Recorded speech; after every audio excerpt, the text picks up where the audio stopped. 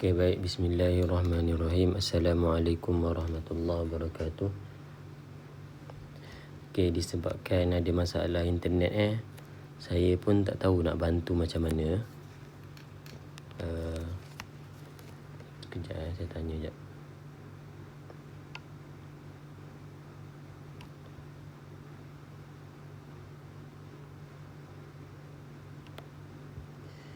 Okay, baik. Sejam yang pertama tadi awak dah buat latihan. Okay lah, tu terisilah masa. Jadi saya rasa mungkin lagi sejam tu adalah dengan awak tengok video lah.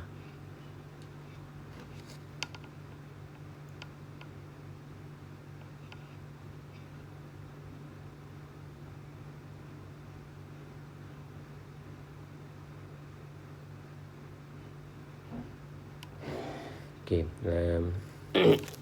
boleh dengar kot suara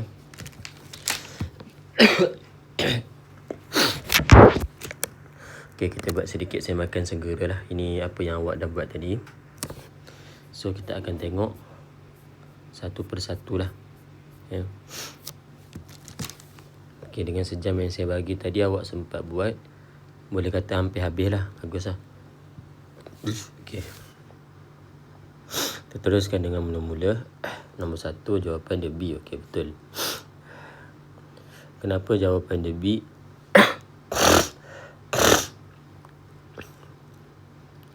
Okey, apabila ais ni dimasukkan ke dalam minuman, ke dalam air ni lah.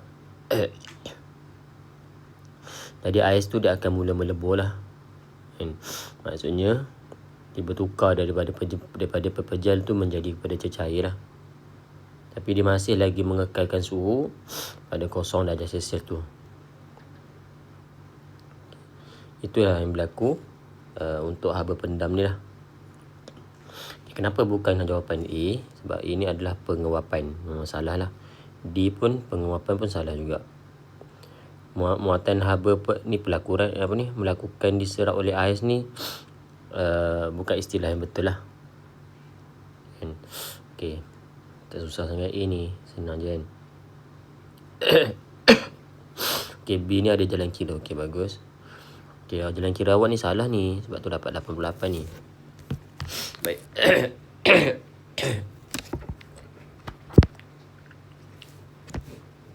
Okey, salah dia kat mana? Salah dia kat sini je. Okey, awak tengok ni yang atas ni dah betul lah. Yang atas saya tukar pen merah tanda. Yang atas ni dah betul. Bahagian atas kecilnya. Besarkan sikit. Yang atas ni dah betul. Besarkan lagi sikit lah. 2. Okey, ini betul lah. Yang bawah ni salah. Kenapa bawah ni salah? Awak tengok gambar ni betul-betul. Yang ni betul lah. Keseluruhan 18.2 tolak 5 untuk dapatkan tinggi yang ni saja, betul tak? Tapi yang ni 20 ni dah memang tinggi ni, tak perlulah tolak 5 lagi.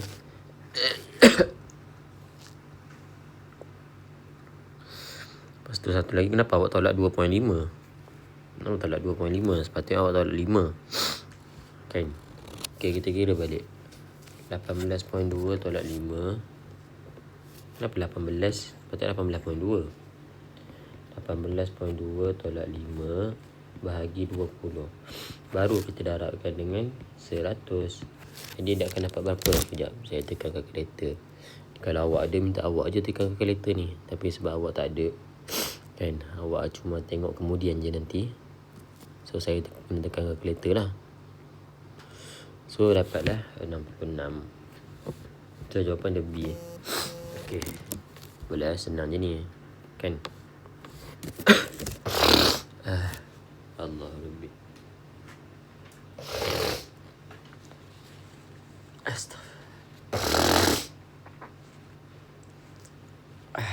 Okey. Baik, soalan 3 pula.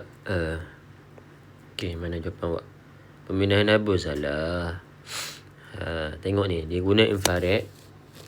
Ni adalah termometer, ni adalah infrared.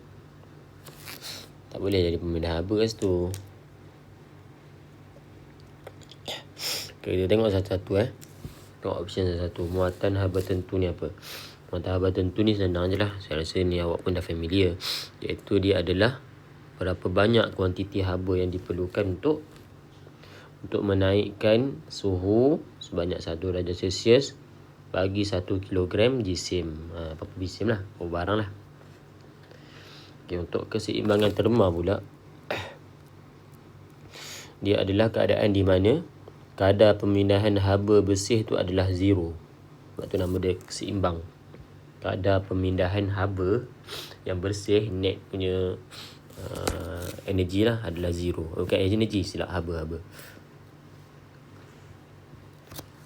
Okay. Jadi bila dia dah mencapai keseimbangan terma, apa yang berlaku adalah kedua-dua objek tu dia akan mendapat suhu yang sama. Jadi jawapan sebenarnya adalah B lah. Okay, kita tengok secara lebih detail macam mana dia berfungsi ataupun dia boleh jadi benda macam tu. Jadi apabila termometer ni kan, dia menyalakan infrared merah tu kepada dahi pesakit, jadi akan ada sensor lah dalam termometer ni yang akan menyerap balik infrared merah tadi, tenaga haba tu kan. Apa yang infrared merah yang dipancarkan kepada pesakit tu akan diserap balik dalam termometer tu. Tapi disebabkan infrared merah tu dia macam cahaya, so dia punya proses tu akan jadi sangat cepat lah. Jadi bila dia lalu kat situ, dia akan terus mencapai keseimbangan terma. So meter kat depan dia akan terus tunjukkan lah suhu dekat apa yang dipancarkan tu berapa. Okay, sentuhan pula. Sentuhan ni mestilah melalui sentuhan. Itu salah lah. Tak ada sentuhan kalau kita guna infrared merah kan. Okey, pemindahan haba ni dia kalau nak bandingkan keseimbangan terma, dia lebih keseimbangan terma ni lebih tepat lah banding dengan pemindahan haba. Sebab pemindahan haba ni dia adalah pengaliran tenaga haba kan, daripada kawasan yang bersuhu tinggi ke kawasan yang bersuhu rendah. So basically dia ada 3 cabang lah. Ada 3 cara lah macam mana benda tu terjadi, iaitu melalui kondaksi sentuhan tadi. Kondaksi melalui sentuhan. Lepas tu melalui perolakan. Perolakan ni macam mana? Kalau kita panaskan air contohnya kan, kita panaskan air kan, so air dekat bawah ni yang dah panas ni tak akan pusing ni atas. Air dekat atas yang sejuk akan turun ke bawah. Itulah perolakan. Okey. Yang ketiga pula adalah melalui radiasi lah, ataupun sinaran Selalu contoh yang cikgu selalu ajar dulu adalah kalau kita bakar api ke apa ke, kita punya haba tu boleh mengalir lah ke tepi-tepi melalui sinaran dia tu kan. Okey, baik. Okey, nombor 4 pula. Haba pendam. Okey, betul lah haba pendam. Kalau ikut jawapan skema, jawapan dia D, haba pendam tentu. Tapi saya rasa lebih tepat dia adalah haba pendam saja, bukan haba pendam tentu lah. Kenapa bukan haba pendam tentu? Sebab dia tidak ada spesifik lah. Sebab dia pun dia mention 2 kilo ni. Okey, berikutnya nombor 5.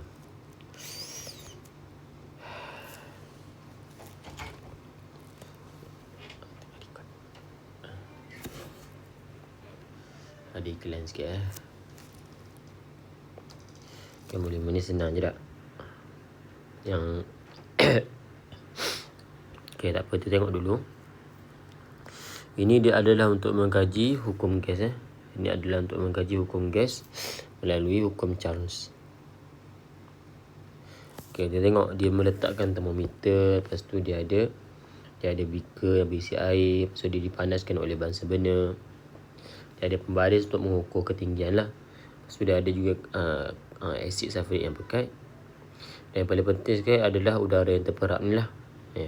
Udara yang terperangkap di dalam tu. Jadi apabila dia dipanaskan, apabila haba dibekalkan, apa yang berlaku? Adakah isi padu air akan bertambah? Tidak. Isi padu air, in fact kita tak nak tengok pun dia bertambah ke dia berkurang ke kan. Jadi kalau kita panaskan, sepatutnya bila dah makin lama air tu dah bertukar menjadi buah air, dia akan berkurang lah. Okey, adakah isi padu air terperangkap akan berkurang? Okey, apabila udara tu terperangkap, sudah pastilah isi padu dia tidak boleh bertambah dan juga tidak boleh berkurang. Dia akan constant je lah. Sebab dia dah terperangkap, dia dalam satu bekas. Contohnya dalam ni ada 10,000 molekul. 10,000 itu 10,000 itu tidak akan boleh bertambah, tidak akan boleh berkurang lah, tak akan boleh keluar, tak akan boleh masuk lah. Itulah logiknya di situ. Okey. Panjang turus akan bertambah. Okey, inilah yang akan berlaku. Kenapa panjang dia bertambah kalau isi padu tak bertambah? Okey, mudah je. Kan, bila awak panaskan dia, apa yang berlaku adalah dia akan dapat tenaga lebih banyak, betul tak? Jadi, apa yang berlaku bila dia dapat tenaga lebih banyak, dia akan bergerak dengan lebih laju. So dia akan menjadi lebih kita nampak dia macam banyak. Tapi sebenarnya apa yang berlaku adalah dia dapat tenaga yang banyak. Itu je. So tenaga kinetik tidak berubah pun salah lah. Macam tadi saya beritahu, bila kita panaskan dia akan dapat tenaga. So tenaga kinetik ni adalah tenaga pergerakan dia lah. Okey, tenaga kinetik dia akan bertambah. Okey, ini adalah lengkung pemanasan. Soalan 6 pula.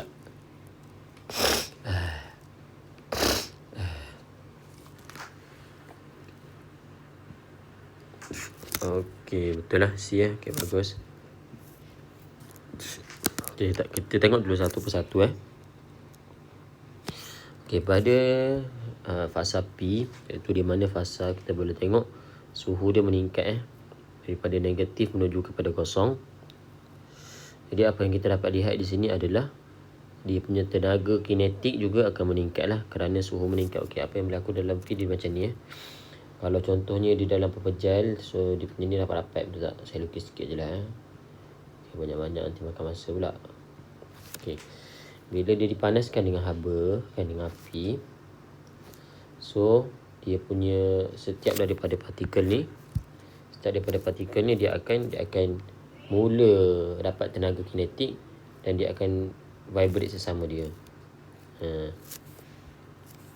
Kemudian apa yang berlaku di dalam Q pula, bila dia punya pergerakan tu dah cukup laju, cukup tenaga tu, apa yang berlaku adalah kalau kita lihat secara lebih detail, contohnya saya ambil dua ni.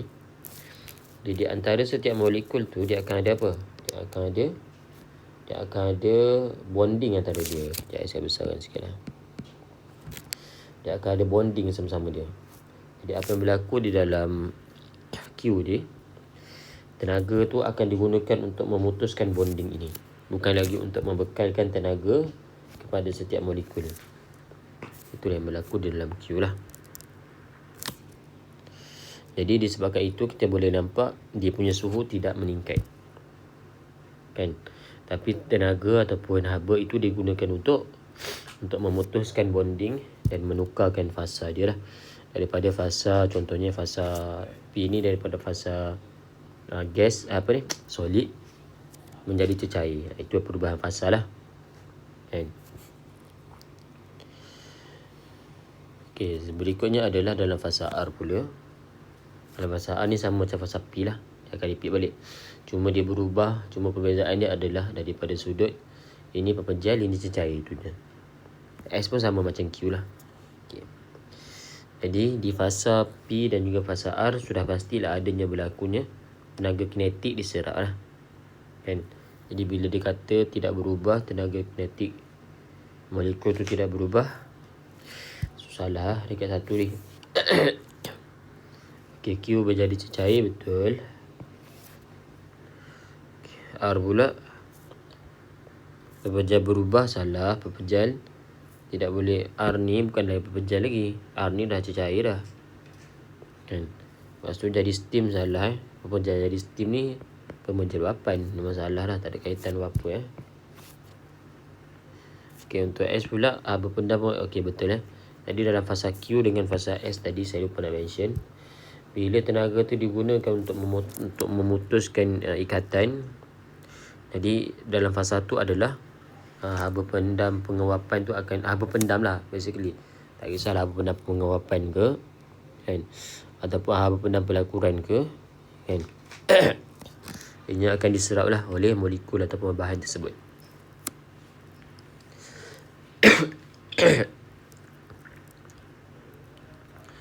Okay, ni kena kira sikit. Okay, kita tengok jap.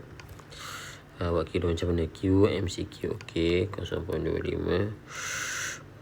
Okay, lepas tu M sama dengan, okay, betul lah, Q sama dengan ml sebenarnya.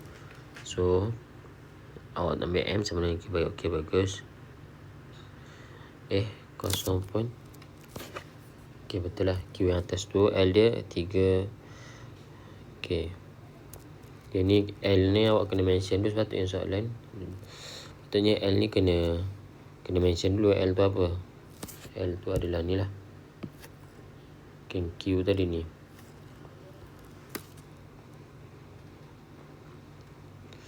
Okay. So dapat, okay, betul. Saya tak ada komen lah. Dah betul ni. Tak nak kira balik Okay, bagus. Ni nampak formula awak, nampak formula betul lah ni. Baru ni. Saya rasa awak macam tak ada masalah pula bab ni. Okey je. Macam okey lah. Awak punya pengiraan saya nampak faham. Boleh jawab soalan dengan baik ni. Sebenarnya saya nampak penguasaan awak dalam bab ni dah okey lah.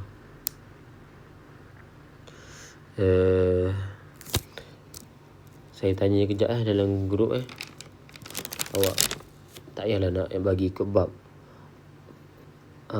Bab berapa yang awak rasa mencabar? Awak rasa lebih mencabar lah. Mencabar. Sebab esok fizik dia sekali kan. Fizik form 4 ni. Sebab saya nampak bab 4 ni macam okey juga. Saya ingat nak teruskan daripada hari tu. Sebab saya rasa hari tu macam tak sentuh lagi bab 4 ni kan.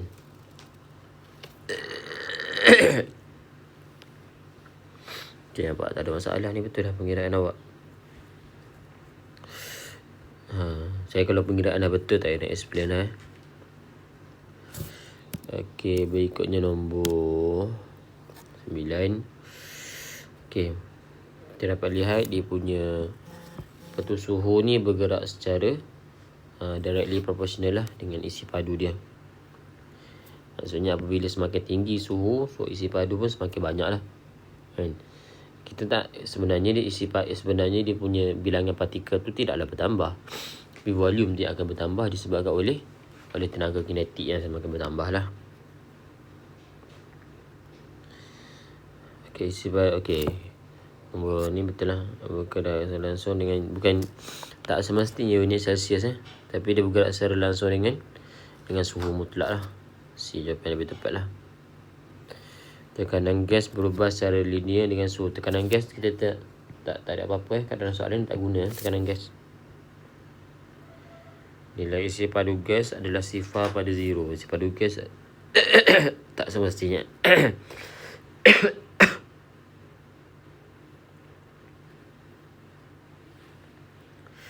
Allah Rabbi. Okay, nombor 10 pula.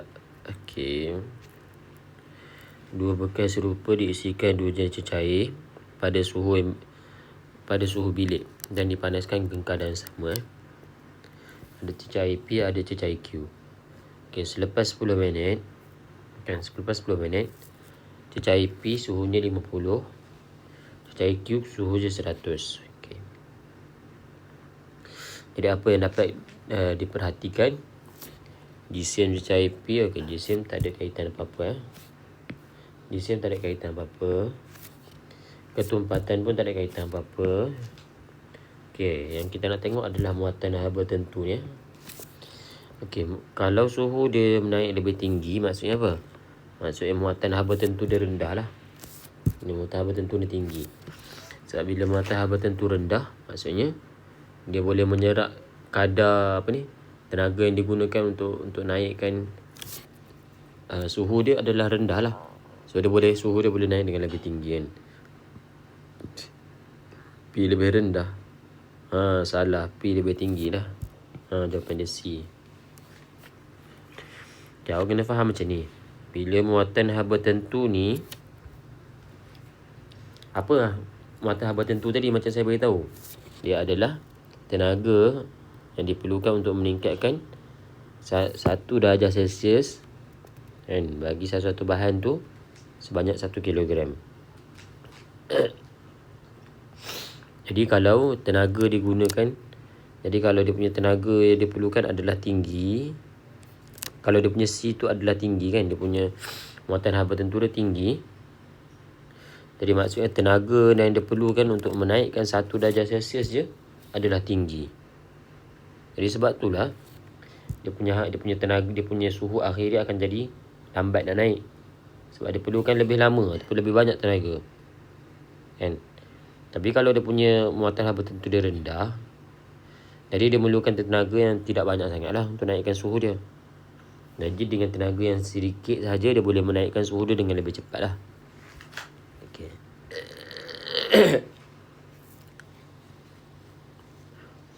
Awak ni ada ke tak ada ni? Saya tanya dalam grup ni tak respon pula ni. Allah Rabbi. Okay, kita bergerak kepada test 2 bahagian A. Gunakan tenaga haba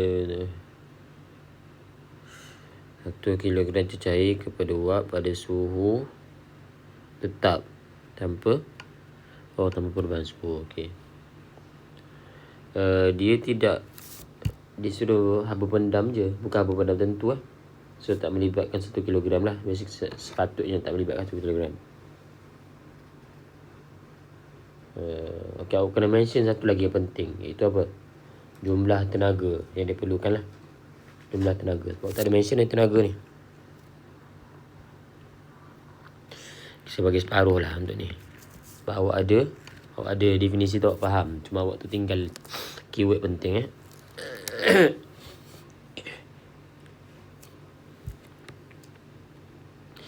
Wap air mempunyai haba pendam apa ni? Penguapan yang tinggi. Haba pendam dibebaskan kepada makanan. Makanan menerima lebih banyak tenaga haba dan masak lebih cepat. Okay, semua betul awak punya ni, tapi dia seolah-olah menerangkan satu konstruk sahaja. Kan?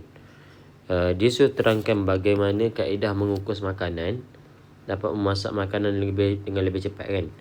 Okay, saya faham. Sebab apa? Sebab awak lebih fokus kepada kenapa dia lebih cepat banding rebusan. Okay, jawapan awak ni semua memfokuskan macam tu. Tapi sekarang ni bila dia kata bagaimana kaedah mengukus makanan, so basically awak kena cerita daripada awal sikit lah benda tu. Apa yang awak boleh cerita adalah bermula dengan pada takat didih kan. Pada takat didih, air menyerap haba pendam penguapan yang lebih besar untuk berubah kepada wap air.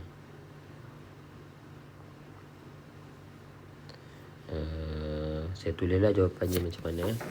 Ini apa yang saya rujuk di skema lah. Sebab bagi saya daripada skema ni dia lebih menyeluruh lah. Okay, untuk yang pertamanya, pada takat didih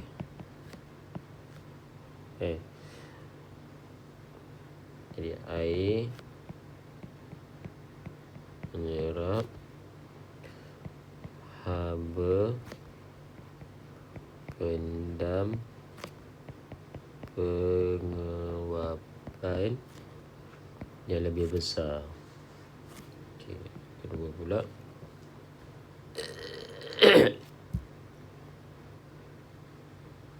wap air menyentuh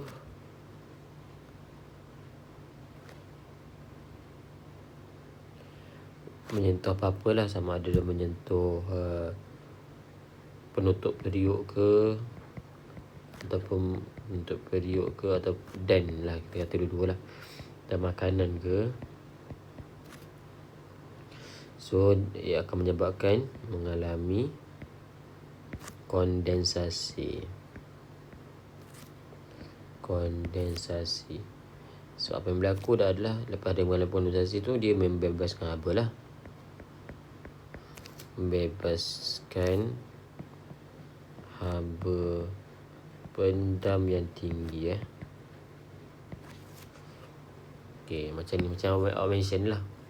macam mana dia bebaskan bila berlakunya kesentuhan di situlah.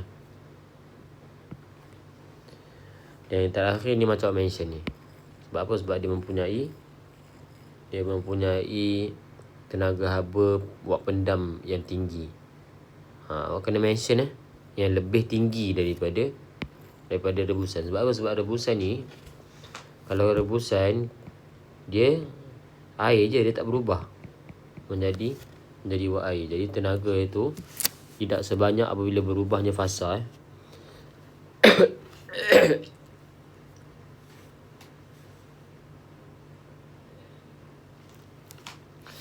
Okey, 2 markah dia. Mana nak bagi awak ni? PT okey. Okey, ni 1 markah. 2 markah Okey, ni kita dah kira dah kat atas tadi separuh. So ada bawahnya lagi sikit 9 darab 10 kot 10/5 ni lah.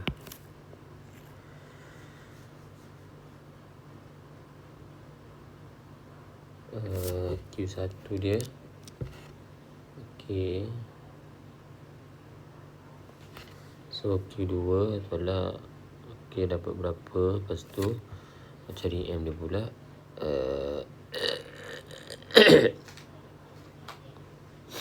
Bahagikan dengan dan juga dia punya ni. Dia dapat lah. Okey, betul.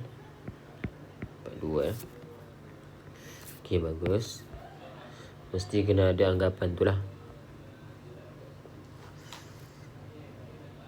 Kuasa, apa kuasa? Okey, betul. Saat ni kena ada saat. Sebab power sama dengan PT kan. Apa tu? Power sama dengan Q bagi T kan.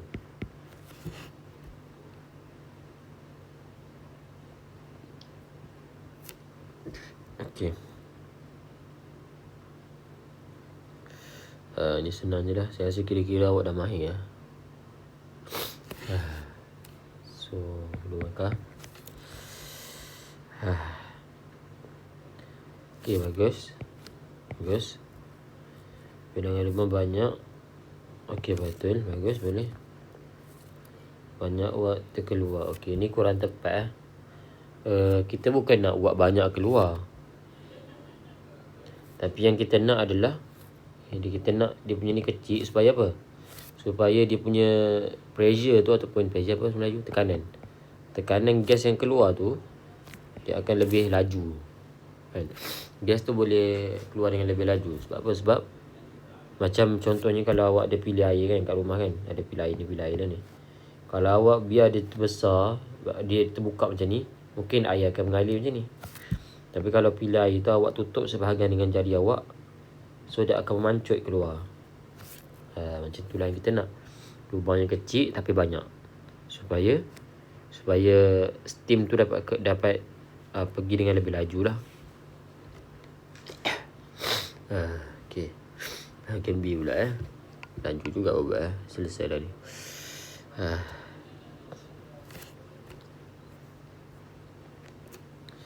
Okey, ni senang je. Ni kita catat suhu awal, hidupkan radas. Ni sepatutnya lebih daripada 2 markah ni. Okay.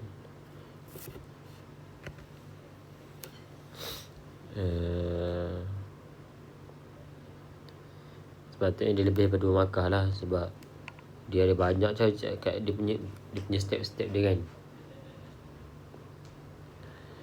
Okay, mula-mula catat suhu awal boleh juga. Hidupkan radas. Lepas tu awak kena ukur suhu awal. Ni dah ada. Ukur suhu akhir kan. Lepas tu kira dia punya berapa power yang digunakan. So ada banyak lah dia punya step-step dia. Lebih daripada markah katanya. Okey, kira-kira ni saya rasa awak dah mahir. Tak ada masalah. Okey. Power darab dengan time. Okey, bagus. 2. Okey, ni kenapa awak tak kira ni? muatan haba tentu. Okey, muatan haba tentu ni. Dia punya C dia. Kenapa tak kira ni? Senang je. Ikut formula je.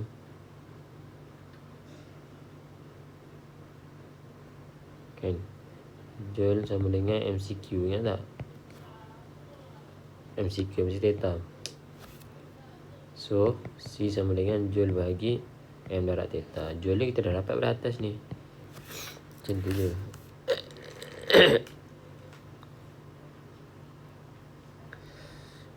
Dipindahkan ke seluruh air.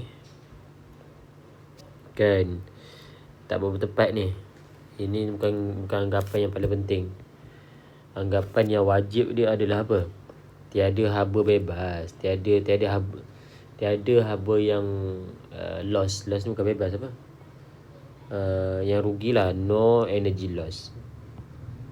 Bahasa Inggeris dia macam tu lah. No energy loss. Okay. Okay, kita tengok ni pula. C. Okay, badan dia material of the part. Okay, material kita nak pilih mana? Okay, basically ada dua pilihan lah. Sama ada kita nak pilih keluli tahan karat ataupun kita nak pilih seramik. Okay, antara kedua-dua pilihan ini, manakah yang lebih penting untuk dipilih? Okay, sebenarnya kalau ikut saya lah, kalau ikut saya personally, kalau ikut jawapan dia suruh pilih seramik. Tapi kalau ikut saya, kedua-duanya boleh pilih berdasarkan kita punya kriteria. Kenapa kita pilih? Kalau kita pilih keluli tahan karat, okay, yang pertama ni dia tahan karat, kan? Tapi kalau seramik pun tahan karat juga.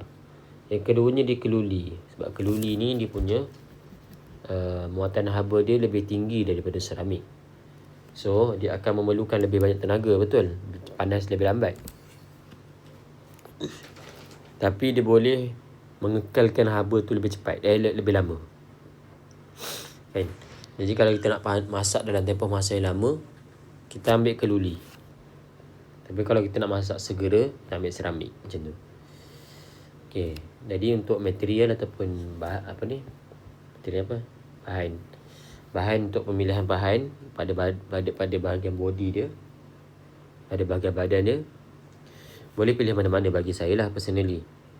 Yang penting ada justifikasi yang baik lah, yang betul lah.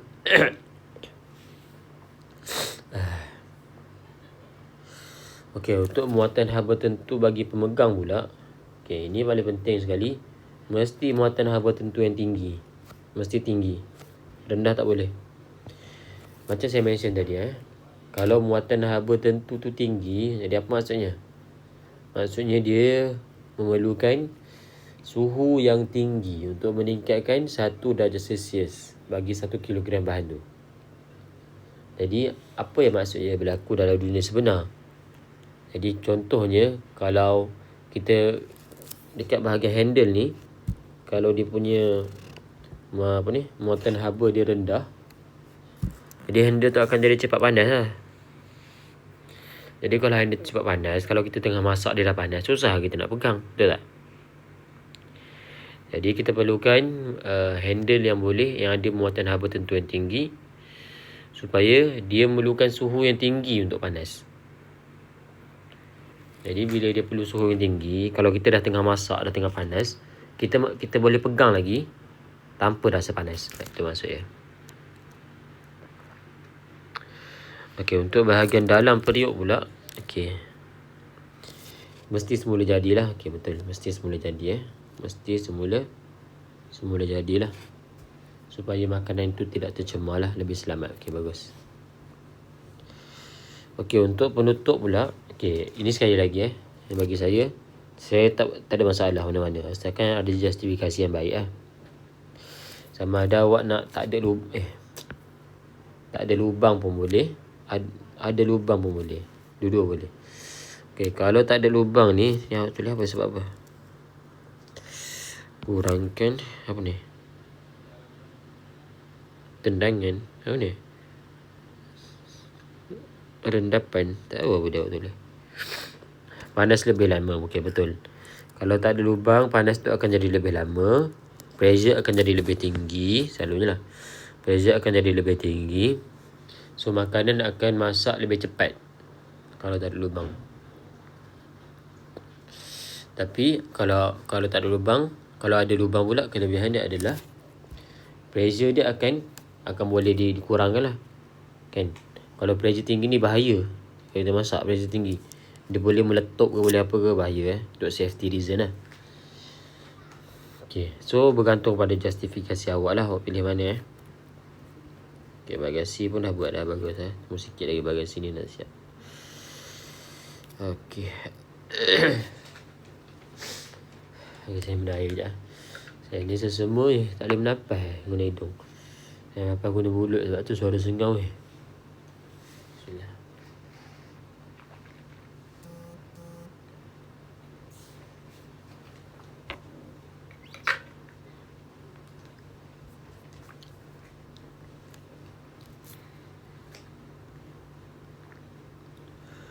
Okay,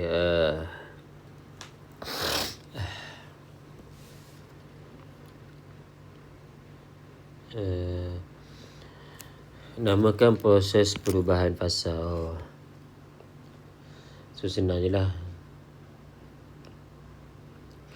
Berubah daripada gas menjadi daripada cecair menjadi gas. Okay, betul lah.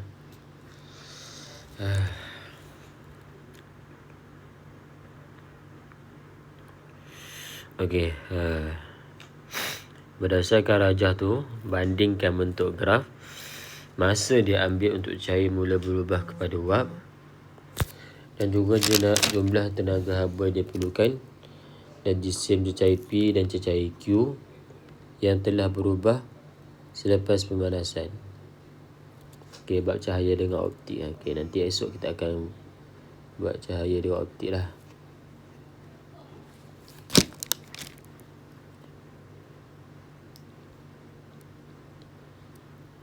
Okay, tengok jawapan awak.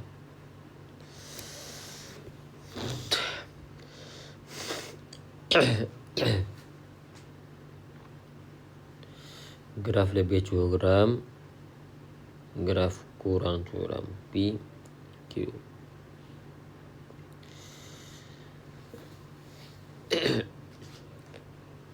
Bagi saya, bolehlah awak kata lebih curam, tapi dia tak berapa signifikan sangat.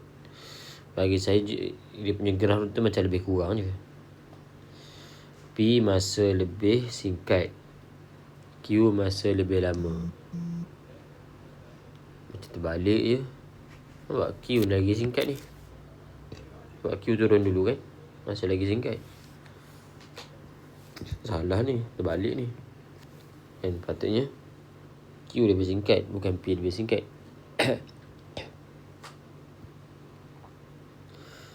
P memerlukan kurang haba, Q pula memerlukan lebih haba. Macam tu kan. Okay. Sepatutnya yang berlaku adalah P perlukan haba yang lebih banyak sebenarnya. Sebab apa? Sebab dia punya masa untuk turun ni lagi lama, dan dia perlukan haba yang lebih banyak, barulah dia boleh bertukar menjadi gas, menjadi wap. Apa salah juga ni? Itu balik-balik awak ni.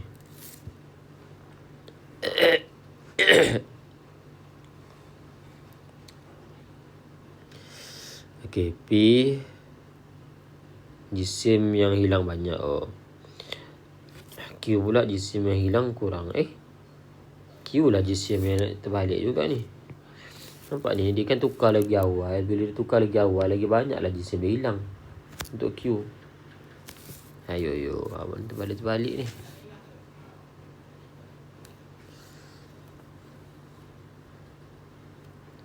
Okay, lain saya tak nak sentuh lah. Sebab masa kita pun nak habis ni. Satu lagi, saya rasa awak tak ada masalah ni untuk bab ni. Okay, kita tengoklah sikit untuk bab apa tadi awak nak? Cahaya dengan optik apa ni? Cahaya dan optik. Kita tengok sikit bab cahaya dan optik untuk esok. Okay, awak boleh lah. Ni bab 4. Sekejap, saya tak hantar lagi. Kejap. Bagi saya hantar kejap yang keseluruhannya. Tengok je eh. 3 tempat. Okey. Cahaya dan optik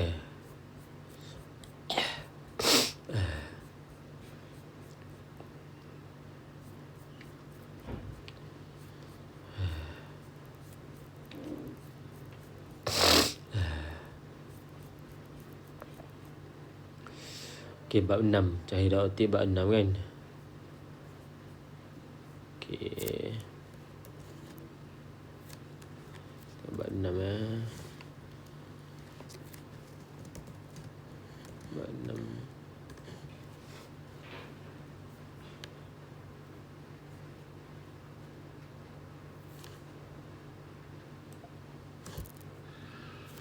Bagi saya ni jap, delete jap. Saya nak buat untuk awak bab 6 ni. Bab 4.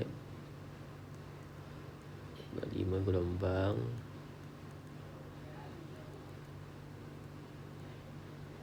Okey, bab 6 cahaya dan optik. Sampai mana ni? Sampai bahagian sejak sensi. Okey, ni skema tak bagi awak lah skema 15.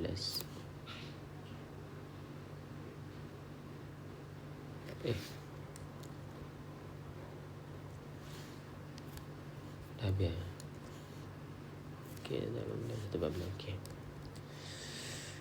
Alright, sekejap. Bagi saya hantar sekejap Oh, tak ada internet. Sebentar.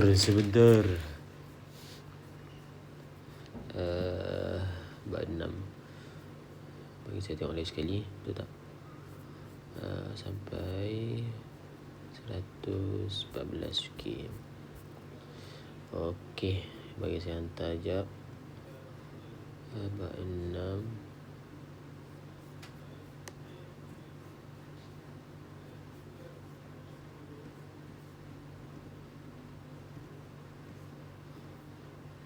Ni kat mana ni? Betul. Lepas tu hantar dalam grup satu lagi.